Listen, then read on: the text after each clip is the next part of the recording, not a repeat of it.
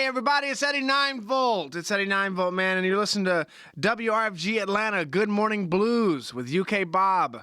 London to Louisiana. Dude plays the best music, man. Tune in, drop out, dig it.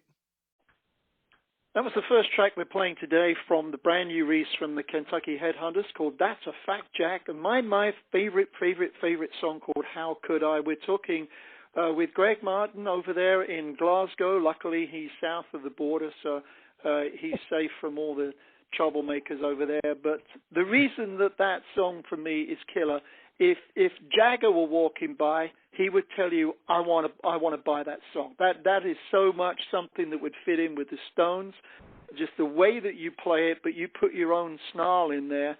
But he would want to take it and make it a Stones record. It has all the ingredients. I can almost see Nicky Hopkins on piano.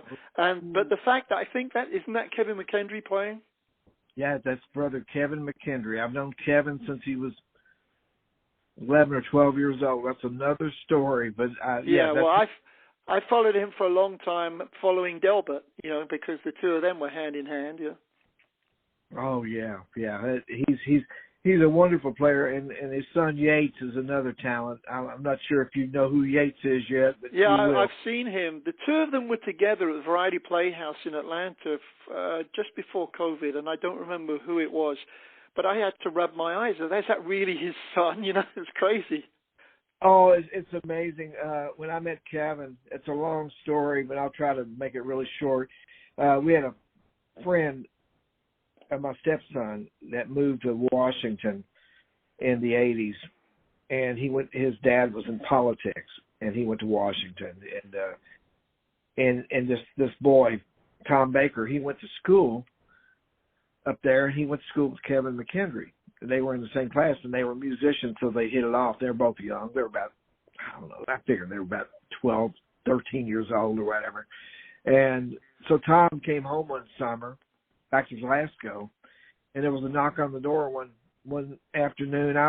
I'd been touring all through the 80s. I was on the road out of Nashville working with a country artist, and I just happened to be home one day, and there was a knock on the door, and it was Tom Baker and this other little fella. He said, "Hey, Greg, this is my buddy Kevin, and I go to school with him back at Alexandria, or wherever they went to school at outside of Washington." And he said he just wanted to meet somebody that's a touring musician, and he wanted to see some of your guitars. So I said, "Come on in, Kevin." And I took him downstairs, and I showed him a few of what I had in the basement. And we chatted a little bit, and I knew he was interested in music. I didn't know much about him. And then, after that, I would get it would be, fast forward a little bit, he got my address, and I would get a cassette in the mail every Christmas of him playing some Christmas music. I went, well, this kid is pretty good. And then, sometime in the 90s, I picked up a Big Joe and the Dynaflow album on Blacktop Records. I believe it was on Blacktop. And I look on the back, and I go, I know that kid. And it said Kevin and I listen, I'm going, ooh, he's first class, And then after that, he started with Delbert McClinton, and I used to run into him, and we just, we've been friends forever. I thank the world of the entire family. Love every one of them, and we go way back. I mean, it goes way back. Then when we were needing keyboards, we used Reese Winans in the past, and I suggested we bring Kevin in, and he fit in like a glove. He's toured with us a little bit when he can. And I think on that particular track right there, How Could I, he just nails it. And I really love that you mentioned Nicky Hopkins, because I love Nicky Hopkins. And you're actually right on, man. I've always said that song is like the Rolling Stones going on a double date with the Georgia Satellites, and they're chaperoned by JoJo Gunn. That's a good one. Well, it's one of the tracks. When I go to London, I'll be there 2 weeks today. Leave 2 weeks today, and it's one of the top 2 or 3 songs from the album that I want people to hear, and I want to know their reaction too. I could just sit and replay that again and again. So a terrific job. It's again, it's about having your own stamp on it, and it's definitely a Headhunters DNA. And it's funny, we've talked in and out about guitars, but I wanted to mention the fact that I would say 85-90% of my friends are in the business, or either musicians or venue related or radio related, and luckily I have an even mix of guitar, keyboards, drum. You don't want to have too many drummers in your circle. It gets crazy, but and I do that because I always pick on drummers. It's just my in joke. But the guitar players crack me up. They all have the same conversation. Well, what did you buy last week? And it's like collecting. It's like stamp collectors. And I've decided that the reason it's so easy is because they're pretty lightweight, small, to carry and change and exchange, as opposed to some Hammond B3 or a drum kit. And I think you guys have an unfair advantage in making collections of your favorite toys. It's a sickness. It's a real sickness. Well, it's funny that you bring it up, because every week first thing I do in the morning, I get a cup of coffee, and I've got a favorite music store that I deal with out of La Crosse, Wisconsin, Dave's Guitar Shop. I mean, I've got a lot of friends that I deal with, but Dave, we go way back to the 90s, and I'll look at their list every morning, and there'll be something catches my eyes. I go, and then like this week, I end up trading into and I've got a real 57 Strat, and I've got a real 58 Les Paul, and I've got some nice 60s 335s, but you can't take those guitars on the road. But this week I spied a 57 Strat reissue that when I first saw it, I thought, man, it looks really nice. And then subliminally, my mind starts working on me. And so about 3 days ago, we worked out a trade. So that thing's on its way here. So let me get this right. You've been on a COVID diet and reduced your guitar collection to 30? Yes. I have 30 or 40 guitars, and that really started before COVID. At one time, Bob, I had a lot of vintage guitars. I mean, you don't think 30 is a lot? 30 is a lot, yeah. But man, if you put it in context with someone like Joe Bonamassa, I was just going to mention Joe. Yeah, I know, brother Joe. He's got the Jones too. And when I met Joe, we become friends early on, and at that point, he really wasn't collecting vintage guitars. I had my Sunburst 58. I had a little side band called Rufus Huff, and we opened up for Joe on a couple of dates, and I was playing my 58, and he was intrigued by that. Then, in about 5 years from then, he's probably got 6 of them now. Those are very rare and expensive guitars, and he's got a lot of vintage guitars now. But back then, he may have had 1 or 2. But yeah, man, back in the 90s, I had a lot of different things. Blackguard Tellys, old 60 Strats, 50 Strats, and things like that. I just slowly started trading and selling off a few things and keeping the cream of the crop, what I call the A-team, that I can always use in the studio. And I mean, as I get older, there's things I just wasn't playing, but I do have way too many reissues. I mean, I'm one of these guys that's got 3 of the Freddie King reissue 345s because I love Freddie King, and I've got one of the Roy Gallagher tribute guitars, and I've got a Michael Bloomfield tribute, a John Sebastian tribute, a Billy Gibbons tribute, Ronnie Montrose, things like that. But yeah, 30 or 40 guitars is a lot, especially to a kid that grew up in Cedar Flats, Kentucky, that was lucky to have a guitar given to him by his brother. My brother gave me a 50s Gretsch Silverjet in 1968 and a box of 45s. And thank God B.B. King was in that box of 45s. Nightlife and Waiting on You, that was the flip side. And Lonnie Mack, Travis Womack. And, you know, the journey, my guitar journey started really way back when I heard the Beatles and before that. But saw the Love and Spoonful in 1966, saw my first Les Paul. John Sebastian was playing a 59 Les Paul, and I was intrigued by that guitar. And then 2 years later, I buy Super Session by Michael Bloomfield, now Cooper, and he's playing a Les Paul on there. And I go, oh, that's the same guitar that that John Sebastian played with the Spoonful, but I hear what it sounds like when you plug it into a tube amp and you crank it up. And then I started getting hip to John Mayall and the Blues Breakers with Eric Clapton, Peter Green, John Mayall with Mick Taylor. All three Burst Bearers. You know, they played Sunburst Les Pauls. And then that got me on that track. So I've got one Sunburst 58, which I'm blessed to have, but I have several reissues. So yeah, there's a few guitars here, Bob. I mean, hey, look, you know, it's unfair for you to blame all these other people on your sickness. This is self-inflicted, man. Oh yeah, man. Yeah, every time I call Dave's Guitar Shop, it's like putting a needle in my arm, you know. When you come to Atlanta, there's a connection here. I hope we're going to talk about touring in a minute. Oh, yeah. I want you to get to a place called Atlanta Vintage Guitar, because I'm pretty sure the guy from Hydra works there, so you would enjoy that. I know those people well. I love those. Okay. Yeah, Spencer worked. Huh? Yes.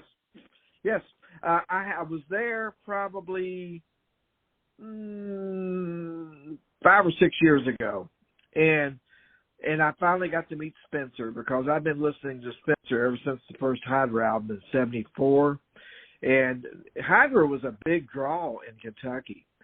When I was growing, I spent from 1972 to 1977 in Louisville. And there was a cool club up there called Beggar's Banquet. And before the first Hydra album came out, somehow the club got a hold of Hydra doing I'm Going Down by Don Nix. And that they used it on their commercial on TV. You know, and Hydros, they had a big following. And yeah, and so yes, Spencer makes his home at Atlanta Vintage, and I know those folks well. Good people. Oh yeah, they are. So that's good. At least you know about that.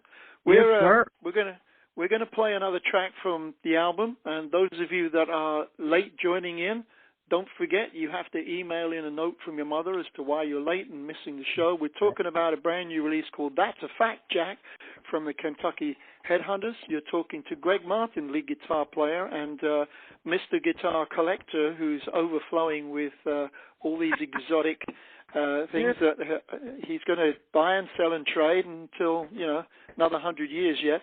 The track we're going to play is actually very relevant. It's called Heart and Soul, and it kicks off with this noodling coming out of the left speak. One of the things I like when I play an album, I enjoy the way this is mixed, the separation. I can hear everything. I can hear, you know, the variety and the complexity all at the same time. It's very well done. But this song kicks off with just the left speaker noodling guitar at me. So everybody, go make another cup of tea and take a listen to this. All right. Greetings, my name is Christopher Hollis, and here at WRFG, I am the Director of Finance and also the host of a program called Rhythm and Resistance, every Friday, 10 a.m. to noon. I'm excited to share that just after the spring equinox is here, WRFG will begin our Spring Fund Drive, starting on March 21st and continuing through April 10th. Much has changed for us in the last couple of years, and that's an understatement really. But many of our programs became pre-recorded, but we never stopped providing quality content that can't be heard anywhere else on the radio. All of our hosts here at WRFG are volunteers. They have creative control over the content of their programs, and they believe in a people's-centered media. Now, because contributions during this time are essential to our financial health for the remainder of the year, many of our air shifters will be back in the studio to broadcast live during the fund drive. So keep your ears sharp for your favorite hosts when they invite a call directly to the studio. WRFG is truly your community radio station, so stake your support during the upcoming fund drive. You can always make a secure contribution on our website at wrfg.org, our free mobile app, or through our Cash App using $WRFG893. Once again, our spring fund drive is from March 21st until April 10th. Thank you in advance for your support.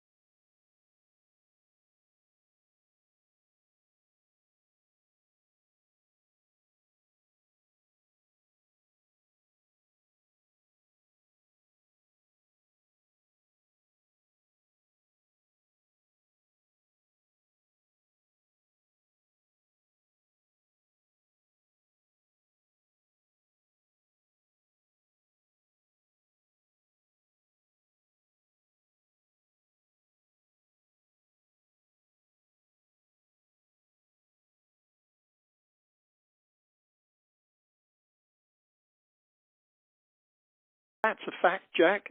Kentucky Headhunters been around for 45 years, and Greg Martin's been around for 145 years, judging by his guitar collection. So, but you did mention one thing that I'm going to pick up on, and you said you referred to some very high-end guitars. These are not the ones you take on tour. I'd like to tell you one guitar story that is an exception to that. I interviewed Gary Moore 3 times, and the last time that I did, I just happen to know, and it sometimes worries me that I find out that I know things, I don't know how I know them, and I didn't know I was not supposed to know them. But I knew that Maverick Guitars in Charlotte had in the window the Holy Grail Gibson that belonged to Peter Green, which, was in Gary's hands, and Gary swore for years, I'll never sell it, blah, blah, blah, blah, blah. And there it is in the window. I don't care that there wasn't a price tag on it. You don't put a guitar in a guitar shop window if it's not for sale. So I just happened to approach it, and I asked him the question, and it obviously caught him out of the blue because we've been rocking on the phone. And he just took a breath for a minute. He said, Well, you know, Bob, maverick by name, maverick by nature, and he basically dissed the owner and changed the subject. Well, that guitar, you see, it was never given to him in the first place. Peter Green gave it to Snowy White in Paris. Snowy played it for a weekend and gave it back to him and said, I'm not worthy. And that's the only reason it ended up with Gary Moore. So that guitar is played today, every week, that the band who the guitar player owns it when they go out and play, and that's Kirk Hammett from Metallica. Yes. So I knew he had it. You can break the rules, but you just got to keep an eye on it. Right. You know, I got to play that guitar at the Dallas Guitar Show a few years ago. Maybe Maverick had it there. It was a music store had it, and it's a beautiful guitar. It's not too heavy. It's like to be honest with you, and I'm not bragging, it's kind of like my 58. It feels very similar to my 58. A little different, but they're both, the wood is dried out perfectly. They're aged perfectly. They've been played. It's like Eric Clapton in an interview said, he always gravitated towards guitars that looked like they'd been played a lot and that they had the finish off of them, this and that. He says, like going to a restaurant and seeing a lot of cars around. There's a lot of cars, you know the food's good. He said, if you pick up a guitar and it's been played a lot, you know that guitar is a good guitar, you know. And that was his equation to it. I thought that, it's great because I'm not one of these guys, and I don't go looking for vintage guitars anymore so much. I can't afford them. You know, I've been through a bunch. I've been blessed to have a lot of nice guitars over the years, but I like a guitar that is naturally beat, and played, lovingly played, because I know whoever had it before I did cherished the guitar. I got to play Gary Moore's guitar. I got to see Gary Moore play twice in my lifetime. Never met the man. Saw him play with Thin Lizzy in early 1977 when they opened up for Queen in Louisville. And then in the summer of 1978, I saw Thin Lizzy again. And Gary was, I guess Brian Robertson was out for a little bit. I'm not sure what the story was on that, you know. But I'm happy to say that I got to play Gary Moore and Peter Green's guitar. Have you seen a more worn guitar than Rory's Strat? I mean, they said it was just the sweat off his hair in his hands. No, man, that's him, and there's another fella, a younger guy named Philip Sace. Do you know Philip? Yep. Philip's got a guitar very much like that. Philip's a great guitar player, by the way. But yeah, Roy's guitar is the original is amazing. You know, he played the fire out of it, man. He sweated it. You know, the guy played his heart out on that guitar. You know, that's what Rory did. And I've got a reissue. And it is Fender did a really good job replicating it, actually. I picked it up yesterday. I pulled it out of the case and, you know, hit a few licks on it. I'm going, oh, that's a nice guitar. You know, I'm lucky to have it. Didn't you just recently play with Buddy Guy, and did you bring out your polka dot overalls? Well, yes, I did. About just a few weeks ago, my brother called me, said, hey, Buddy Guy's going to be in Louisville, and if you're off, I'll get some tickets. We'll go. And I said, well, you know, yeah, I've never seen Buddy Guy live, and I'd love to witness Buddy Guy live because I especially love his stuff that he did on Chess and Vanguard. No disrespect to his later stuff, but I do love going back and hearing the stuff from Vanguard and Chess because I know that Jeff Beck, Eric Clapton, Jimmy Page, and all those guys were picking up stuff from that, you know, that era. And I know that Clapton saw Buddy Guy with a trio in England way back, and that spawned the idea for Cream, I think. But anyway, my friend Tom Hambridge, who I've worked with on a slide project with Arlen Rom, he's produced Buddy Guy's last few albums, and he tours with Buddy Guy. So I just happened to, the night before the show, I thought, I've got his email address. I say, hey, I'm coming to the show. We bought tickets. I'd like to say hi. And he wrote me back. Next morning, I had an email from Tom. He said, yeah, I'm actually opening up the show and then playing with Buddy. And I'd love to say hello. And we went to the venue, Louisville Palace, and Tom did the opening thing, and he went to the merch table. So I walked back there, and we exchanged pleasantries. We hadn't seen each other since probably, I don't know what year it was when that Slide album came out. But there was nothing said about jamming. I went over, and I never even thought about it. I never thought that would even be a possibility. It just wasn't in my mind. And I walked over to the concession stand talking to my family, and then Tom walked over and said, would you be freaked out if we got you up to play? And I said, well, I don't have time to be freaked out. You know? Exactly. And which is good. If I'd known for a week I was going to be jamming with Buddy Guy, I'd been a nervous wreck. And he said, well, I'd like to see you and Buddy play together. And he gave me a pass. He said, about an hour into the show, work your way to the side door, go find Chris, the guitar tech, and tell him who you are, and he'll set you up. He said, but don't be disappointed if it don't happen, because if Buddy don't know you're there, he may just walk off and not do anything. Yeah. And, well, that's fine. I said, I didn't come up here to jam. I come up here, I wanted to check Buddy Guy out live. I wanted to witness it, you know. And so I worked my way back to the stage, and Chris gave me a guitar, and I guess Chris kept reminding Buddy that he had somebody to jam with him. And I don't think Buddy knew who I was. I don't think he had any idea. I think they're so used to bringing kids up. I think a lot of kids come up and play with him. Yeah, they do. And when I walked out there, he looked at me and said, hell, you're not old. I said, no, you're not young. You're old like me. and I had this look. Man, there's a video out there. If you look up Buddy Guy, Greg Martin, there was a friend just happened to be there at night that caught this on, and I look like a little puppy. That so like a dog biscuit too or something, man. I'm just tickled to death to be there, you know.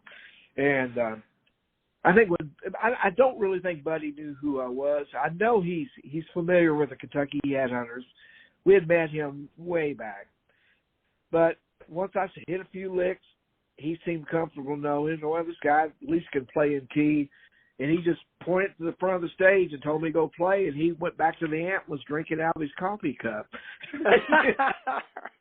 But isn't that the best way when it's not planned, it's just, you know, natural, organic, off the cuff? Because like you say, better to know, you know, within the hour versus days beforehand. But because then it just happened the way it was supposed to, you know. Oh, exactly. If I'd known 3 or 4, the way I operate, I would have been thinking about it, and I would have been a nervous wreck. And the way I just went to Louisville with the expectations of going, I want to be inspired by Buddy Guy, and I got that. But to get up there and play with Buddy Guy and trade licks with him back and forth a little bit was so awe-inspiring. I absolutely do love the blues, and that started. You know, my little journey with the blues really started because of Michael Bloomfield. And then I've gravitated back to the masters like B.B., Albert, Freddie, Otis Rush, as far as the guitar standpoint, you know, Earl Hooker and people like that. And I'm still studying that and R&B. You know, that's my first love, R&B and blues. But yeah, man, to get around and just to be around Buddy Guy and just to have a, what's the word I'm looking for? Just have a spiritual connection on stage would be something that will it lit a fire that'll be there with me the rest of my life. You know. Well, it's great to have something fresh and new to add to the memory stack, and it will stay top of the stack until the next big thing. And when you keep, walking through life ready and available, but not necessarily digging them out, they're the best ones because, like I said, they're the ones that are meant to happen. We're going to play another track from the album. Those of you just tuning in, talking to Greg Martin from the Kentucky Headhunters, got a brand new album that we've been sifting through this morning called That's a Fact, Jack. And we're going to play one that he dug out that's 50 years old, and he's going to explain why.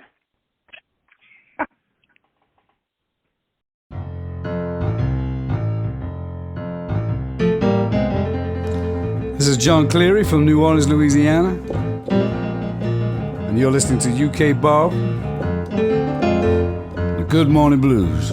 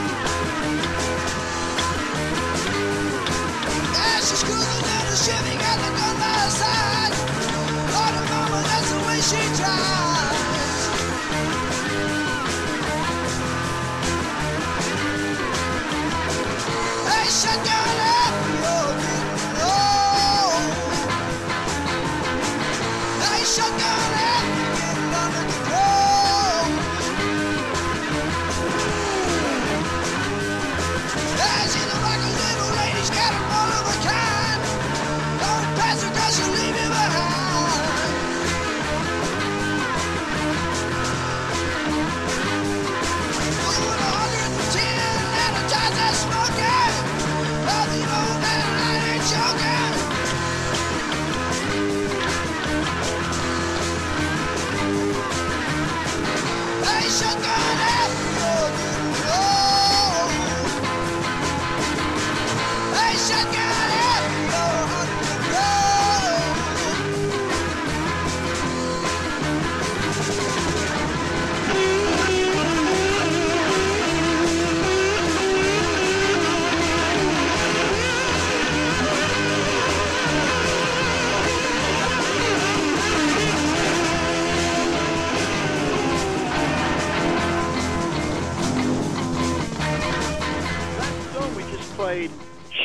on Effie is kind of a bizarre piece from the album, not musically, but historically, because it was actually recorded in around 73, 74 by the original band that we discussed earlier in the program called Itchy Brother.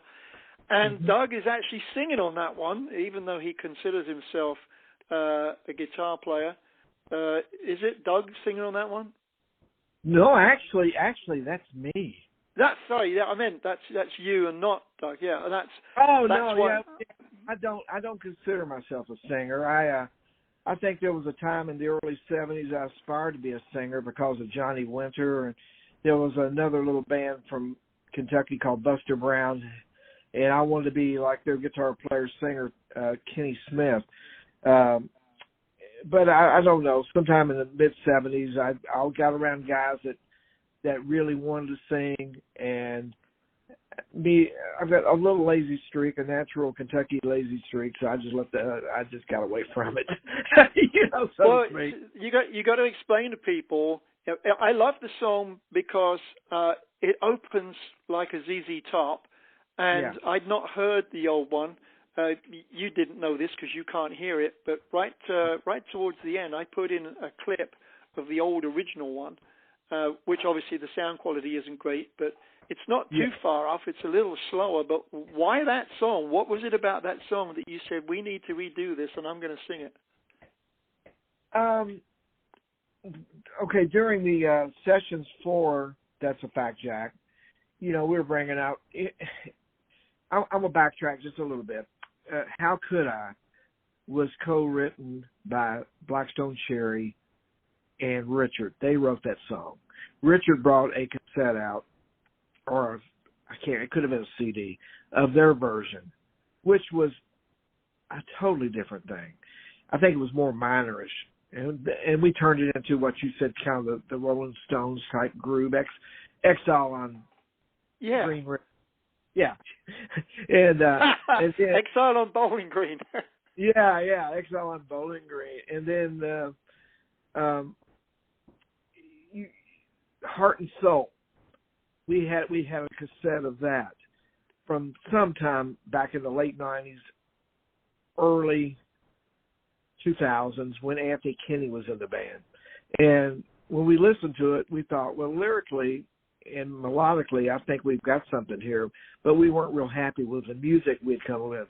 What happened on that track, we ended up taking it more into a kind of a rockabilly-ish type deal, and so, we were trying, people were bringing songs. We were literally working these songs up on the floor. We didn't have pre-production time. In some cases, maybe Doug would send us a clip of a song he was working on, and we all had different things we were going to work on. Fred had been bringing up Cheap Tequila, written by Rick Derringer, recorded by Johnny Winter and Rick. He'd been bringing that up for years and years, and he wanted me to sing it. And I sang it one time. I said, Fred, I'm not feeling this. So Fred ended up singing it. But I brought it, in back of my mind, I kept thinking, okay, we wrote Shotgun Effie back in 1973. It's about Richard and Fred's grandmother. I said, maybe we can work up a different version of it and come up with a whole different thing. I really thought we were going to just go redo the song. As soon as Fred counted off, it went back to 1973, same key, and I about killed myself trying to sing it because I hadn't sang. My chops are down. I kind of cringe on the first verse when I listen to it now because I should have went back and re-sung it after because the second verse I can tell I'm more comfortable with it. Third verse I'm okay. I should have went right back and done the first verse. But it was really because there was a version out there of Itchy Brother doing it, Anthony, Fred, Richard, and I, out there on YouTube. And the 45 is very rare. You can even find one. And I thought, well, even if it don't make the album, let's record it, and we've got it in our archives. And we say, I just sang it because I wrote the lyrics back in 73, and It was just. I sang the original, so that's all it was. Well, it fits, and I think if there hadn't been any history to it, it wouldn't have mattered. It works in the overall scheme of the album. It just, it stuck out a little bit. It didn't stick out as much as the next track, which we're not going to play, but we're going to talk about. Crack Me Up. I get to the end of the album, and there's a bloody Christmas song there that's where the words have been changed into that's something from the hills of Kentucky called "Let's All Get Together and Fight." Whose idea was that? That's Richard Young. That's brother Richard, my cousin Richard. He had been talking about that song. He came up with the idea for that song at least, I don't know, a few years ago. We just never could get in the studio to record it. But when we had to, there again, we were throwing out everything we knew last year when we were in the studio back in the last February, 2021. And Richard had this song, these lyrics, and he really didn't have an arrangement. I just kind of came up with the little guitar.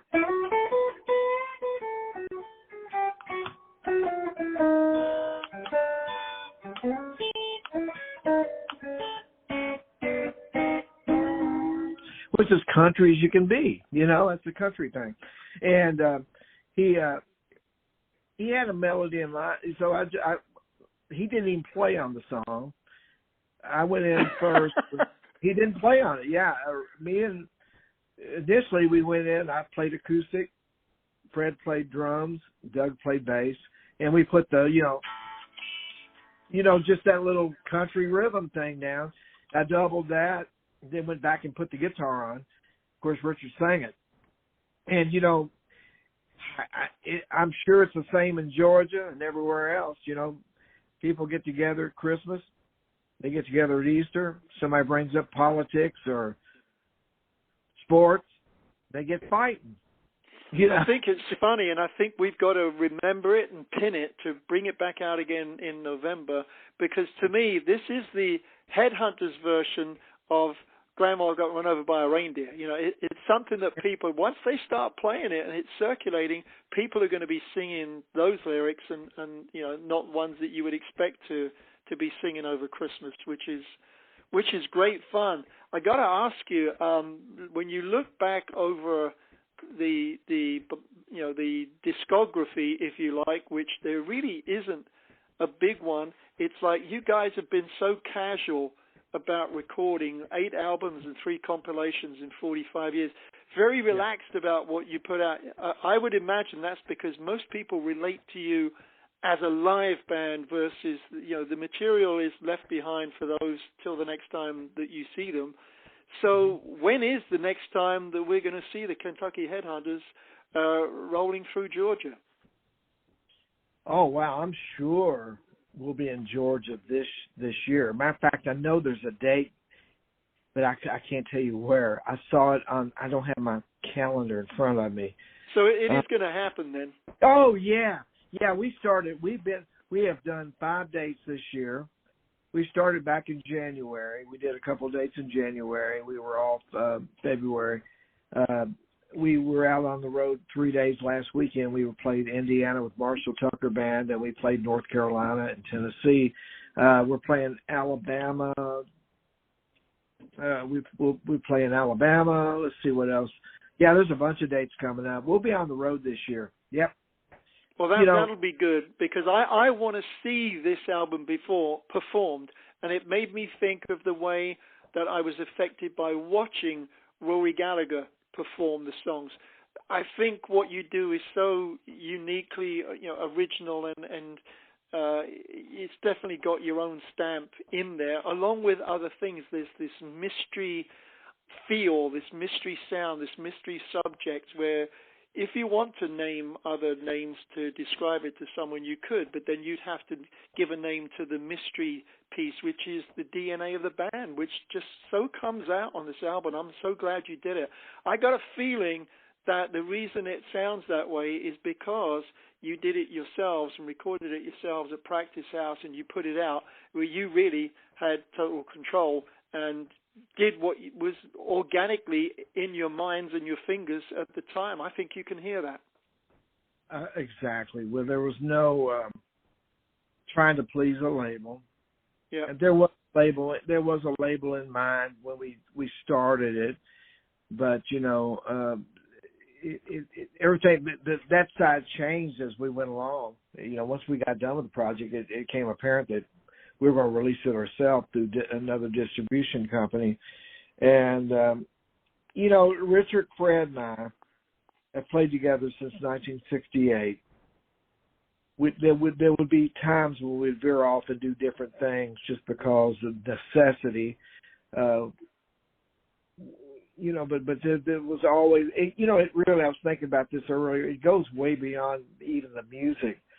There's a foundation that's built on family, just friendship and love, because we literally, like I said, I met those guys in October 1968, and it was just the craziest I met Richard through a 4-H talent show. And then once that talent show was over, and he said, "Hey, I've got a band with my brother and my cousin. Would you like to come jam with them?" And I said, "Yeah." Well, the thing I noticed at the very first jam session, we did Revolution by the Beatles. Those guys had a groove. They had a sound already started. Now, the band got better, as we learned our craft, but there was always this groove there. And that was the DNA, as you said. And, we just got this sound that's going to happen. We can't sound like, we can do a Beatles song, but it's going to come out being like the Headhunters doing the Beatles, more of a tribute. We do Don't Let Me Down and Hey Jude live a lot of times. And it comes off a little different, a whole lot different, Beatles had their thing too. Every good band has its own DNA, its own heartbeat, so to speak. But I think that's very popular with a live audience. You're playing a song that, yes, they know it and they know the words, but they're hearing it in a totally different arrangement and delivery, and they get a kick out of that.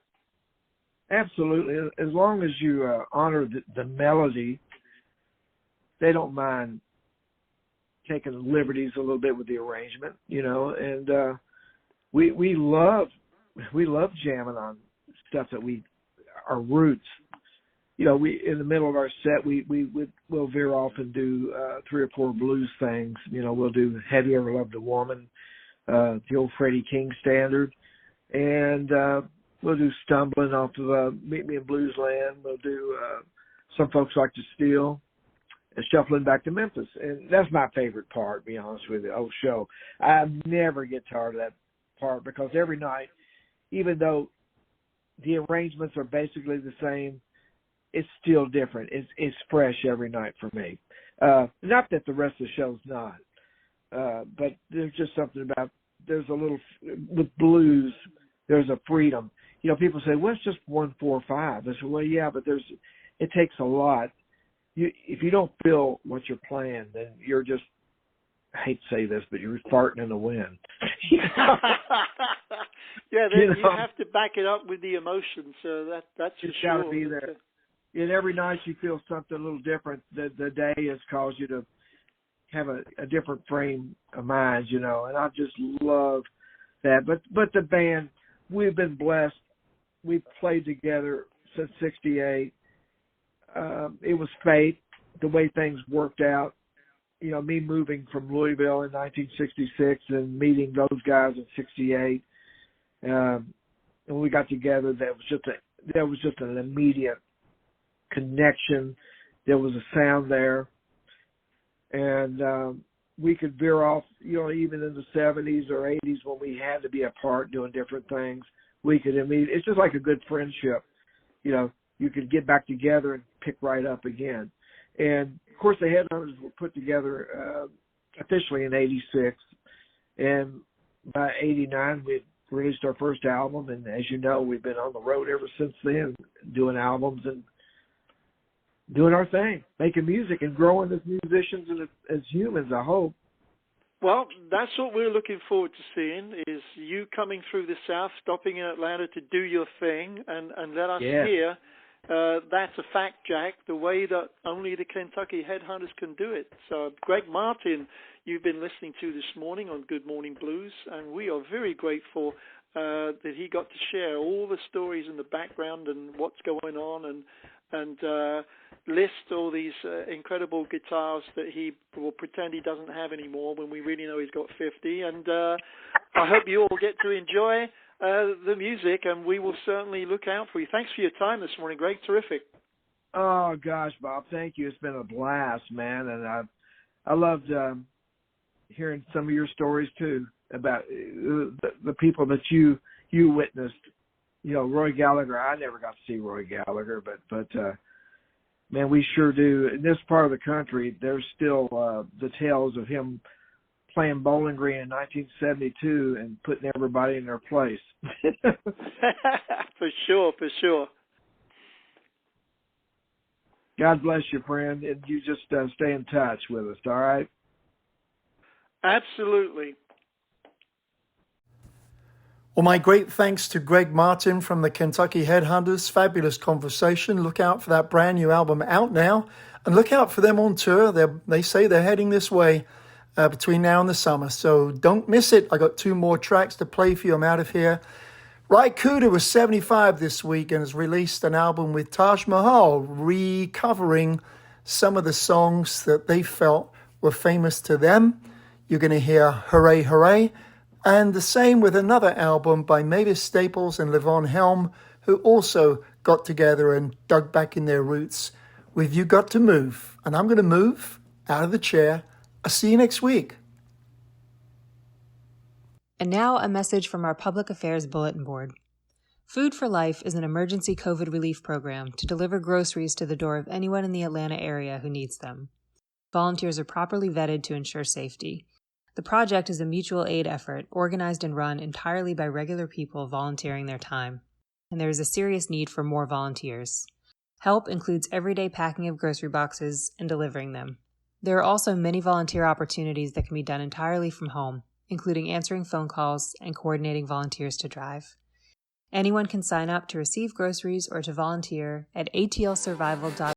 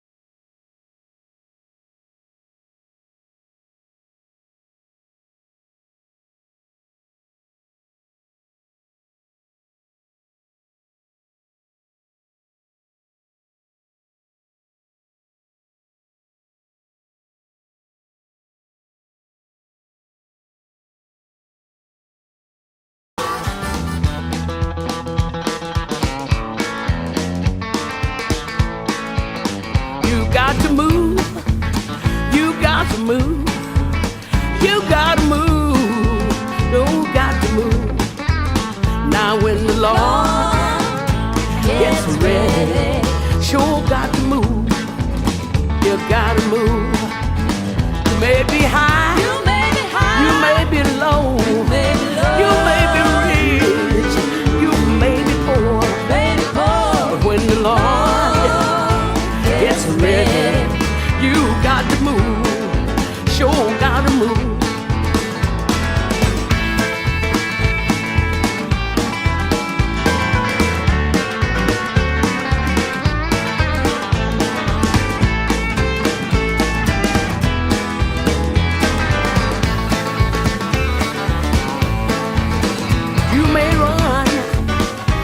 Get caught.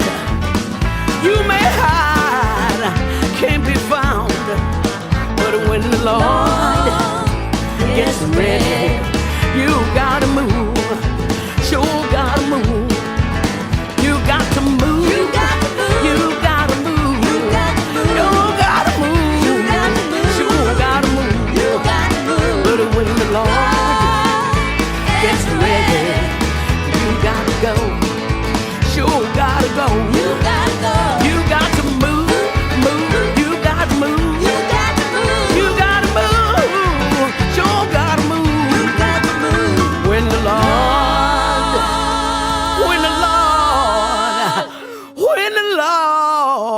Lord gets ready.